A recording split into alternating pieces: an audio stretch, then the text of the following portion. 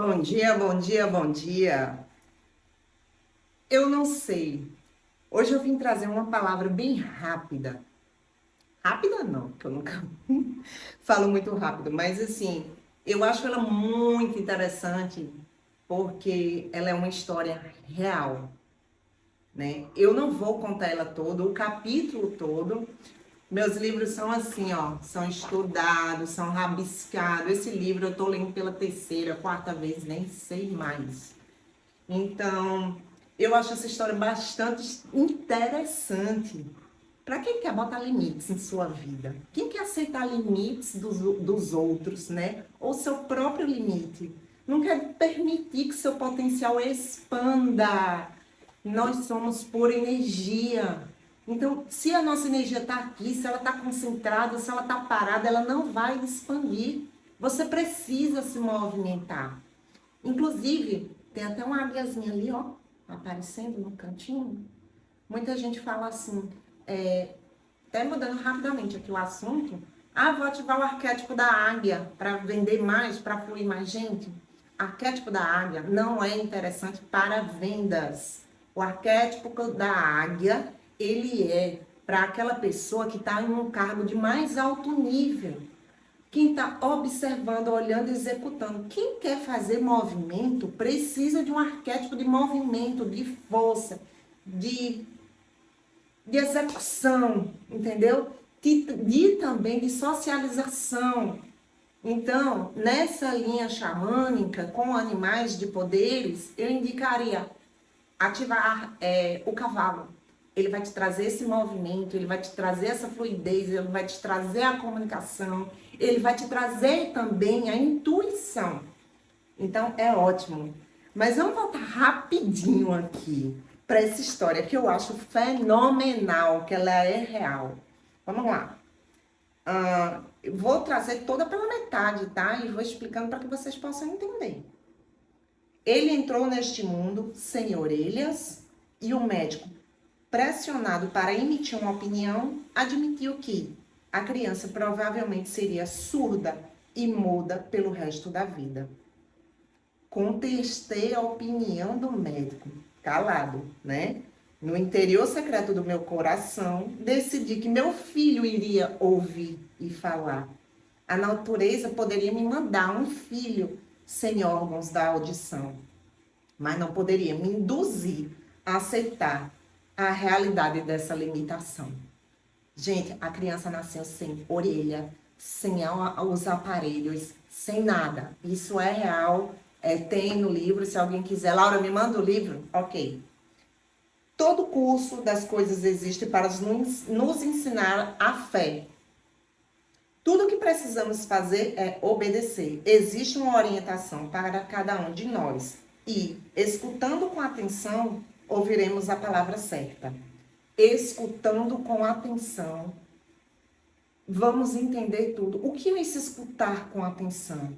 Aqui está chamando a atenção para o teu interior, para o teu Deus interior, para a tua orientação espiritual, para o olhar para dentro, para permitir a tua centelha falar, né? Não aquelas mensagens que vêm de externa, de fora, e sim de dentro de você. Então aqui ele está falando de fé. Nossas únicas limitações são aquelas que criamos em nossa mente. Essa história é incrível, tá? Imagina, sem audição, sem aparelho auditivo, sem orelha. O que eu podia fazer? Daria um jeito. Aí eu coloquei até uma observação, né, aqui com minhas palavras. Busque sempre soluções. Não se abata com desafios. Não se contente no problema. Não aceite o problema. Concentre na solução. Então, diariamente renovava a promessa feita por mim mesma. Qual era a promessa que ele tinha feito?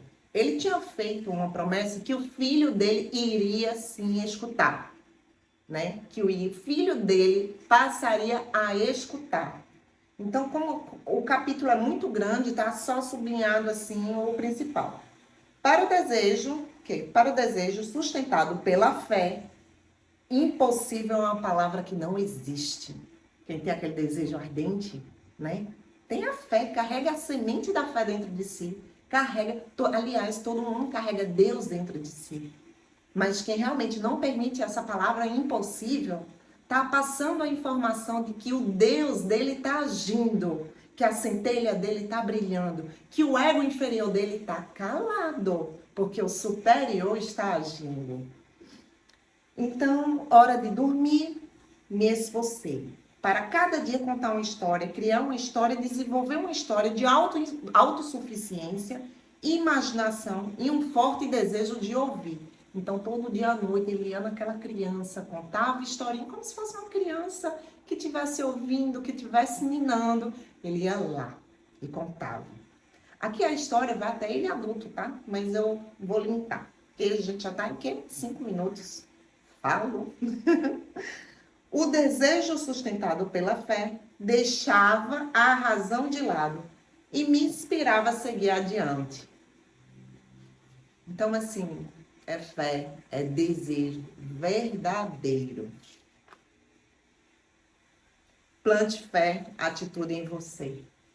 Essa palavra foi eu que escrevi, eu gosto muito de rabiscar, como eu mostrei. Eu gargalhei, pois compreendi que minha missão de plantar na mente da criança uma atitude de fé em si mesma tinha tido sucesso. Eu vi um homem de negócios corajoso, ambicioso, autossuficiente, cuja confiança fora multiplicada pelo fato de ele ter empreendido algo por conta própria. Autossuficiência. Quando o irmão mais velho queria alguma coisa, se jogava no chão, esperneava, chorava e conseguia. Quando o menino surdo queria alguma coisa, esse sim era muito criativo. Ele planejava, ele dava um jeito de ganhar dinheiro. Depois saía, comprava. Seja, não, assim, aqui ele ainda não está na fase adulta, tá? Ele só está falando que vê a criança como um homem de negócios, porque era uma criança que já estava empreendendo, né? Então ainda a gente não chegou nessa parte, nem sei se eu vou chegar. Então, assim, ele plantou esse desejo ardente na criança.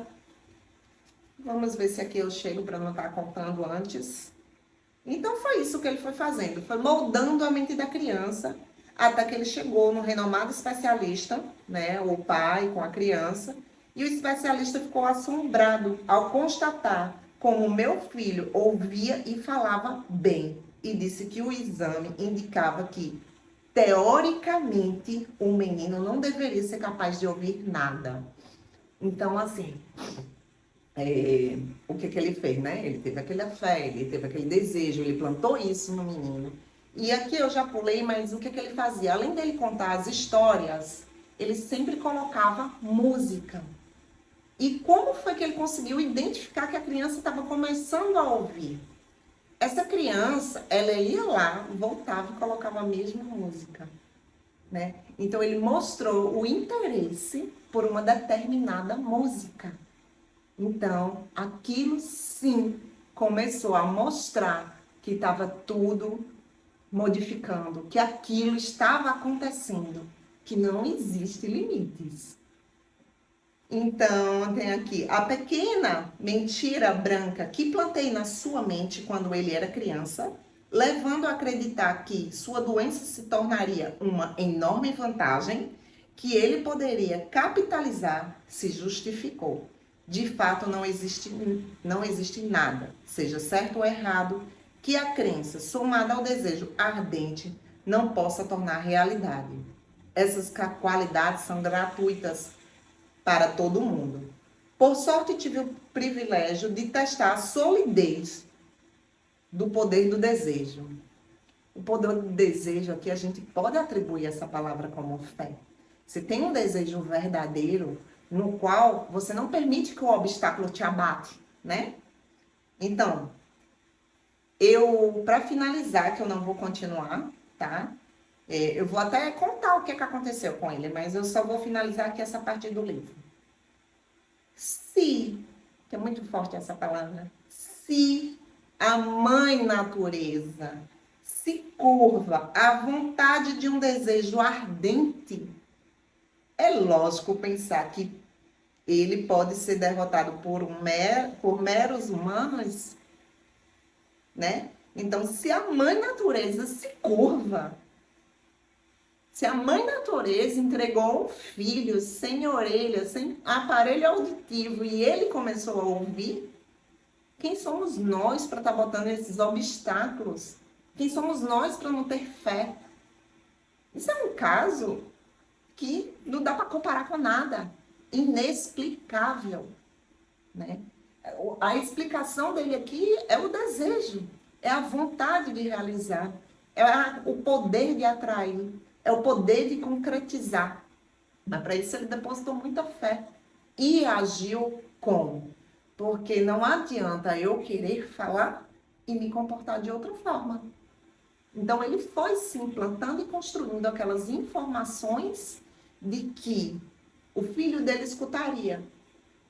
E teve um movimento. Não dá para dizer, o meu filho vai escutar e ficar só, meu filho vai escutar. Não. Ele se movimentou, todo dia à noite ele ia contar a história. Ele colocava música e ele dizia que aquilo era o superpoder do menino dele. E quando adulto, esse menino se tornou embaixador desses aparelhos auditivos. Eu não sei, eu acredito que não seja mais vivo, ou até seja muito velho. Mas enfim, é isso. Se a natureza é capaz de se curvar, né, a um desejo, a uma fé, a uma vontade, onde é que você está depositando a tua crença, o teu desejo, as tuas realizações? É no medo, é no amor. Porque fé, medo e amor, eles têm a mesma força, né? Eu tenho aqui deste lado, eu tenho medo e aqui eu tenho amor. Ambos têm a mesma força de criação, só que são antagônicos. Então eu tenho que escolher. Eu vou me frequenciar, eu vou me vibracionar, né? Eu vou elevar minha frequência e vou para que vibração? Porque a vibração, no caso aqui, a gente pode chamar de endereço. Eu vou para que vibração? Vou para a vibração do medo, vou para a vibração do amor, da criação das coisas positivas. Ou eu venho para o medo, para criações negativas, caótica. É isso, gente. Essa história é real, tá? E esse livro é best-selling, então, antigo. Quem conhece sabe qual é o livro que eu tô falando. Quem não conhece, quiser saber, tem diversas histórias, não é uma única, são diversas histórias orientando realmente de uma forma, digamos, uma leitura muito quântica, mas sem aquele entendimento mais complexo. Muito fácil de você compreender, né? É fé e gratidão.